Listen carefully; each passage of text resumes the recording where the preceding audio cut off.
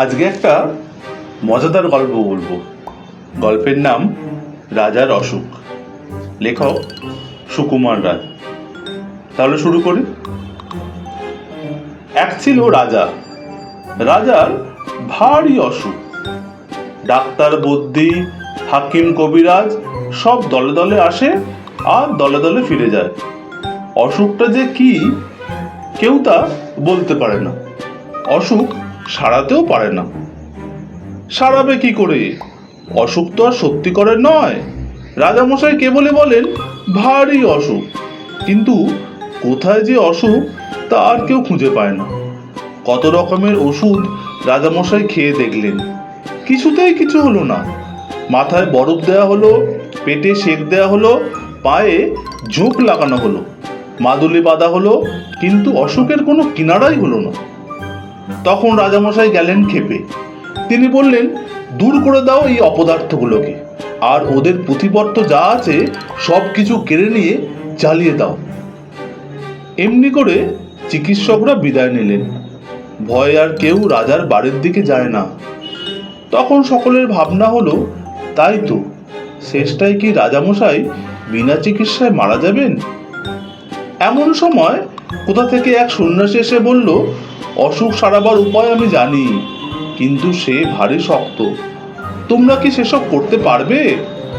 মন্ত্রী, কোটা, সেনাপতি, পাত্রমিত্র সবাই বলল, কেন পারবো না, খুব পারবো, জান দিতে হয় জান দেব। তখন সন্ন্যাসী বলল, প্রথমে এমন একটা লোক খুঁজে আনো যার মনে কোনো ভাবনা নেই, যার মুখে হাসি লেগেই আছে, যে সব সময় সব অবস্থাতেই খুশি থাকে। সবাই বলল, তারপর? সন্ন্যাসী বলল, তারপর সেই লোকের গায়ের জামা যদি রাজামশাই একটা দিন পরে থাকেন, আর সেই লোকের তোষকে যদি এক রাত্রি ঘুমিয়ে থাকেন, তাহলে সব অসুখ সেরে উঠবে। সবাই শুনে বলল, এই তো ভারী চমৎকার কথা। তাড়াতাড়ি রাজামশাইয়ের কাছে খবর গেল। তিনি শুনে বললেন, আরে, এই সহজ উপায়টা থাকতে এতদিন সবাই মিলে করছিলে কি? এইটা কারোর মাথায় আসেনি? যাও, এখনই খোঁজ করে সেই হাসিওয়ালা লোকটার জামা তোষক নিয়ে এসো। চারিদিকে লোক ছুটল। রাজ্যময় খোঁজ খোঁজ রব পড়ে গেল, কিন্তু সে লোকেরা সন্ধান পাওয়া যায় না। যে যায় সেই ফিরে এসে বলে, যার দুঃখ নেই, ভাবনা নেই, সর্বদাই হাসি মুখ, সর্বদাই খুশি মেজাজ, কই তেমন লোকের তো দেখা পাওয়া যায় না। সবার মুখে একই কথা। তখন মন্ত্রীমশাই রেগে গিয়ে বললেন, এদের দিয়ে কি কোনো কাজ হয়? এই মূর্খেরা খুঁজতেই জানে না। এই বলে তিনি নিজেই বেরোলেন সেই অজানা লোকের খোঁজ করতে। বাজারের কাছে মস্ত এক দালানের সামনে তিনি দেখলেন মেলা লোক জমে গেছে, আর একজন বুড়ো শেঠজি হাসি মুখে তাদের চাল, ডাল, পয়সা আর কাপড় দান করছে। মন্ত্রী বললেন, বাহ, এই লোকটাকে তো বেশ হাসি খুশি দেখাচ্ছে, ওর তো অনেক টাকা পয়সা আছেও দেখছি। তাহলে ওর দুঃখই বা কিসের, ভাবনাই বা কিসের? ওরই একটা জামা আর একটা তোষক চেয়ে নেওয়া যাক। মন্ত্রীমশাই এইরকম ভাবছেন, ঠিক সেই সময় একটা ভিখারি করেছে কি, ভিক্ষা নিয়ে শেঠজিকে সেলাম না করে চলে যাচ্ছে। আর শেঠজি রাগ দেখে কে, তিনি ভিখারিকে গাল দিয়ে জুতো মেরে তার ভিক্ষা কেড়ে নিয়ে তাকে তাড়িয়ে দিলেন। ব্যাপার দেখে মন্ত্রীমশাই মাথা নেড়ে সেখান থেকে সরে পড়লেন।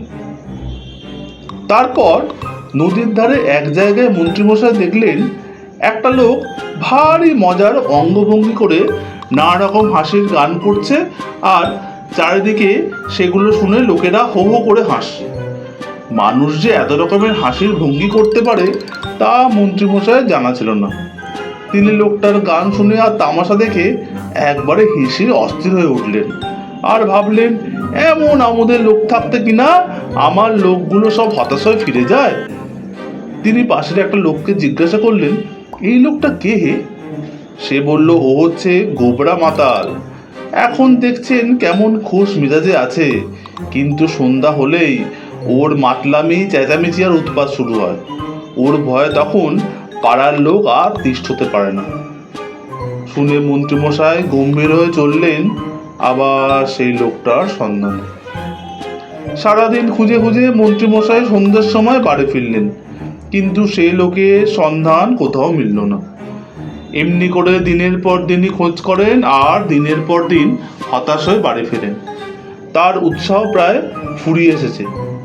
এমন সময় হঠাৎ একদিন এক গাছতলায় তিনি একটা পাগলা গোছের বুড়ো লোকের দেখা পেলেন। লোকটার মাথা ভরা চুল, মুখ ভরা দাড়ি, সমস্ত শরীর যেন শুকিয়ে দড়ি হয়ে গেছে। সে একা একা বসে বসে আপন মনে কেবলই হাসছে। মন্ত্রী বললেন, তুমি এত হাসছো কেন? সে বলল, হাসবো না?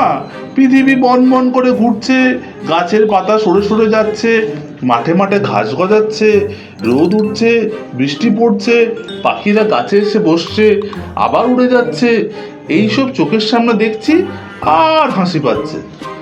মন্ত্রী বললেন, তা না হয় বুঝলাম, কিন্তু শুধু বসে বসে হাসলে তো আর মানুষের দিন চলে না। তোমার কি কোনো কাজকর্ম নেই? ফকির বলল, তা থাকবে না কেন? সকালবেলায় নদীতে যাই, সেখানে স্নান টান সেরে লোকজনের আসা যাওয়া, কথাবার্তা, এইসব তামাশা দেখে আবার গাছতলে এসে বসি। তারপর যেদিন খাওয়া জোটে খাই, যেদিন জোটে না খাই না। যখন বেড়াতে ইচ্ছা করে বেড়াই, যখন ঘুম পায় তখন ঘুমাই। কোনো ভাবনা চিন্তা হট্টগোল কিচ্ছু নেই, ভারী মজা। মন্ত্রী খানিক মাথা চুলকে বললেন, যেদিন খাওয়া পাও না সেদিন কি করো? ফকির বললেন, সেদিন তো কোনো ল্যাঠাই নেই, চুপচাপ পড়ে থাকি আর এইসব তামাশা দেখি। বরং যেদিন খাওয়া হয় সেই দিনই হাঙ্গামা বেশি। ভাত মাখড়ে, গ্রাস তোলরে, মুখের মধ্যে ঢোকা ওড়ে, চিবা ওড়ে, গেল ওড়ে, তারপর জল খাওড়ে, আঁচা ওড়ে, মুখ মোছড়ে, ওহ কত রকমের কাণ্ড। মন্ত্রী দেখলেন এতদিনে ঠিক মতো লোক পাওয়া গেছে। তিনি বললেন, তোমার গায়ের এক আধখানা জামা দিতে পারো, তার জন্য তুমি যত ইচ্ছা দাম নাও, আমরা দিতে প্রস্তুত আছি। শুনে লোকটা হো হো করে হাসতে লাগলো। বলল, আমার আবার জামা?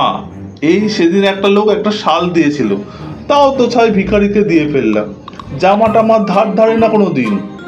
মন্ত্রী বললেন, তাহলে তো ভারী মুশকিল হলো, যদি বা একটা লোক পাওয়া গেল তার আবার জামা নেই। আচ্ছা, তোমার বিছনার তোষকখানা দিতে পারো? কত দাম চাও বলো, আমরা টাকা ঢেলে দিচ্ছি। এবার ফকির হাসতে হাসতে মাটিতে লুটিয়ে পড়ল। তার হাসি আর থামেই না। অনেকক্ষণ হেসে সে বলল, 40 বছর বিছানায় চোখে দেখলাম না, তার আবার তোষক আর গদি।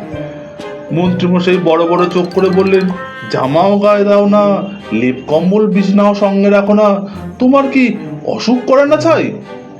ফকির বলল, অসুখ আবার কি? অসুখ টসুখ ওসব আমি বিশ্বাস করি না।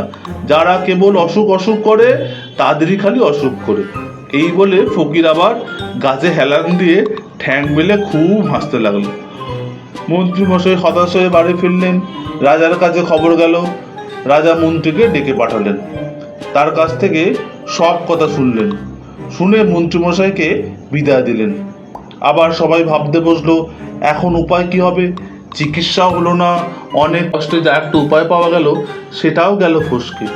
সবাই বসে বসে এর ওর মুখ চায়, দীর্ঘশ্বাস ফেলে আর বলে, না, আর তো রাজামশাইকে বাঁচাবার কোনো উপায় দেখছি না। ওদিকে রাজামশাই ভাবতে বসেছে, আমি থাকি রাজার হালে, ভালো ভালো জিনিস খাই, কোনো কিছুর অভাব নেই, লোকেরা সবসময় তোয়াজ করছে তো করছেই, আমার হলো অসুখ। আর ওই হতভাগা ফকির, যার চাল চুলো কিচ্ছু নেই, জামা নেই, কম্বল নেই, গাছতলায় পড়ে থাকে, যা পায় তাই খায়, সেই কিনা বলে অসুখ টসুখ কিছুই মানে না।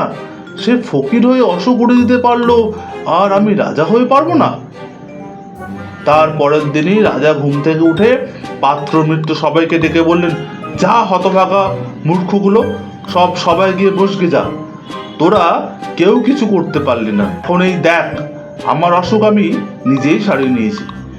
আজ থেকে আমি আবার সবাই গিয়ে বসবো, আর যে টু শব্দটি করবে তার মাথা উড়িয়ে দেব।